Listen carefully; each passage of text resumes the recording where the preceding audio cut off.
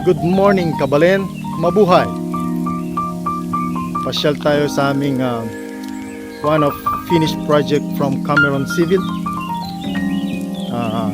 amusement park. Tara, samahan niyo akong maglakad. Enjoy watching, sightseeing, relax. Itong halaman na to, olive oil. Yan, ginagawang oil. So yung project na to almost 1 year. Start last year 2019 February and February 2021. Almost 1 year. So ang continuation nito, hintay ang winter sa mga halaman kasi almost summer pa rin. So namamatay yung mga halaman. Mahirap mag-maintenance lalo na sa tubig. Bawal ngayon gumamit ng tubig dito. So just keep on watching. Tignan nyo may mga kids playground, very safe, rubber.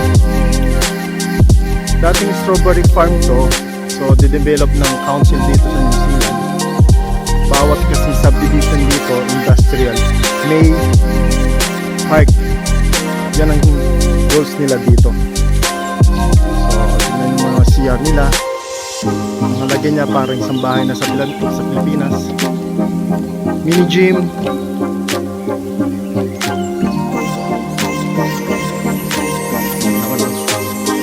Pang basic lang,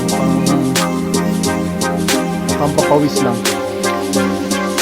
Habang naghihintay yung mother, father who are playing their kids here, a little bit exercise. Take a look. So kaibigan ko yung foreman dito, so nalagad akong mag video.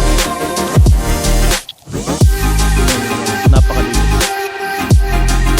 Sana Pilipinas ganito yung park, pangalagaan kasi milyon ang halaga nito. Nanggagaling ang gastos nito sa mga tax ng mga OFW, taga rito, lahat-lahat na. So, worth it naman yung bayad ng tax ng mga bawat tao rito.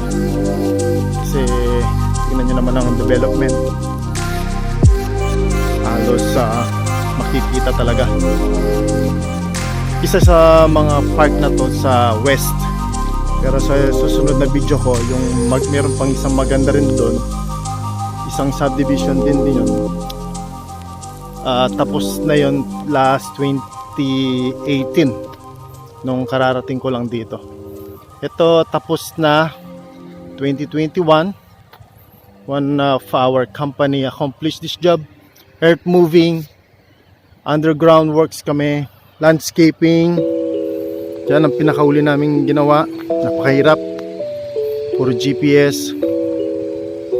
Parang small mountain, small island lang. So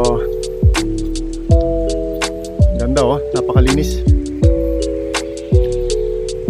May mini beach, white sand beach.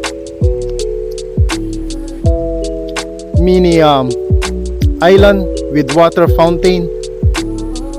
May gazebo with grapes, olive oil, steel chair, safety drink, trash can, ano pa ba? Barbecue grill. So guys, thanks for watching. Please subscribe my button. Mabuhay Kabalen TV. See you on my next video. Good morning.